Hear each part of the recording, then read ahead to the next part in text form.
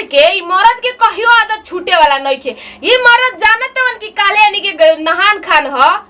कल उठाइए सन परब त आज मछली लाल जरूरी रहल ह। इनकरे और की के खात के जीव भर रहा इतना कौन अभी काले झरनी जा लिपनी जा एक तो दस हरे दीपावली से लिपत लिपत रोज रोज आदमी के जीव हाई कर रहता। छान में हाई फीचा हो छान में हाउ फीचा हो फिर अब मछली बनी तो फिर कल फीचा हो कहने कितना इनकरा मछली या मुर्गा खाए के मन करला। 2 दिन मान जीतन तो इनकर देहिए खिया जाइत 2-4 किलो घर जीतन। हम खाली जातनी चुपचाप मसाला पीस के रख दे हम नहीं बनाई ना तो इनकर आदत लागले रह जाई। अद बद के ई मरद जहिया परब तीज आई न तहिया अवस के ई लई है। हां इनकरा बुझाता कि कितना कठिन परब है छठ परब। कम से कम आओ दिन लावलन कम से कम आजो त माने के चाहिए कि ना दादा काल यानी के नहान खाना नहियसन खइयसन काल से परब उठइयसन त तनी ना लाई। हम जातनी चुपचाप आदमी ने मसाला पीस के रख दे हम ना बनावे जाए यो सही मन बढ़ रही खा खा के कहीं कितना मांस खाए के मन करला खन मुर्गा के त खन मछरी के आज बनाई ना वो नहीं छोटा के ढेर ओकरो बनावे खाए के मन करला उहे बनाई। हम जातनी चुपचाप मसाला पीसे को हम एक त ई मछरी आता ना मोह कलस नंडरे कि जवन बर्तन में खा जो ना गिलास लोटाले पानी पियो एकदम मोह केला। हम त नहीं धोम हमर हाथ बसाए लागी जातनी छोटा के दे दे बेटा सुजा खाना बनावे के बा का करते छोटकी हाय के लिए क्या काम ध देनी जो धो के बनाओ हा तहारे बड़ जेठाऊ लाइल बड़े कि तनी हमर भवैया बड़ी नीमन बनावलिया अंगुली चाट चाट के खाला ना तो अब ना भवैया बना के भसुर जी के दिखाए के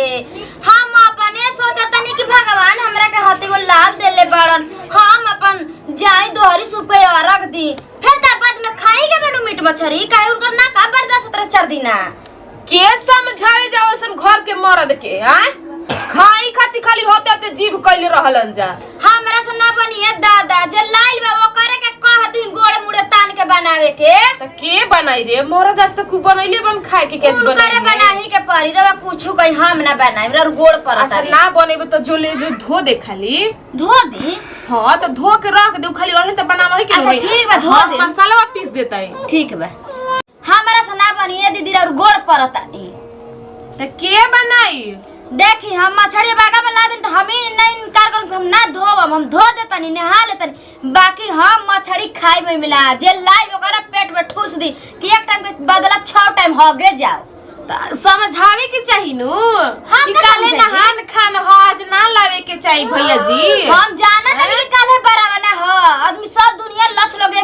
जाके फीच का चार के लेल के कल बिन बरा के खाए के बा हो आए बरावना देखो तो न इतना भारी भारी लेदरा लुगा बाकी फीचत फीचत लागता कि करेज दुहा जाता है। देखो तो हमर बेटे कैसे ताकतिया मछली के नाम सुन के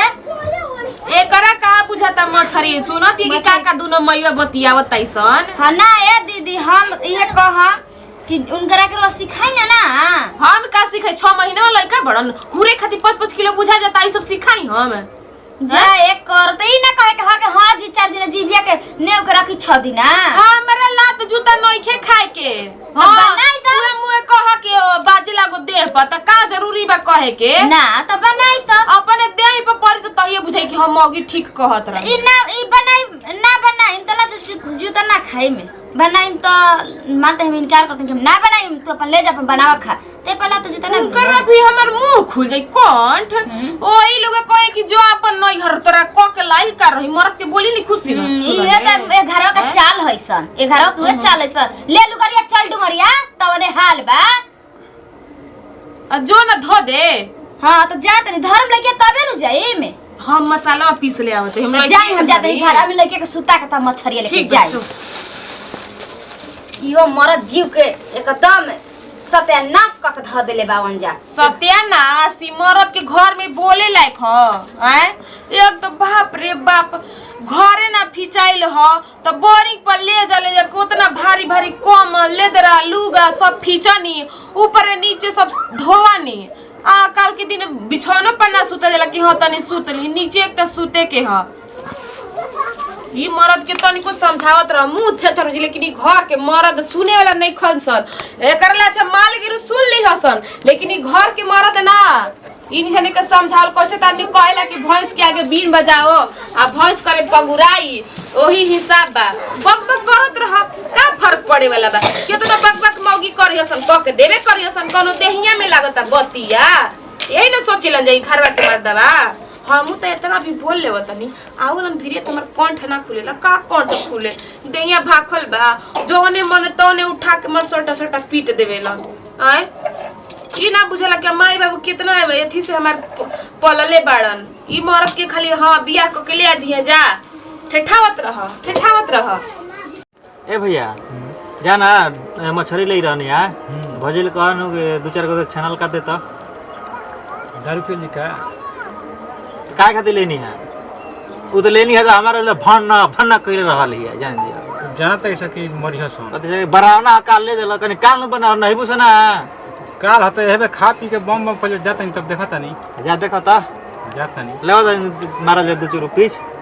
बाकी जाने का ना चाहिए ना तो झगड़ा कर लगे इसमें जाने के तू बहरी लेके अपना ले मंगी हमारा ले जाने के मत चाहिए तू जान जान नक भनक करते खूब।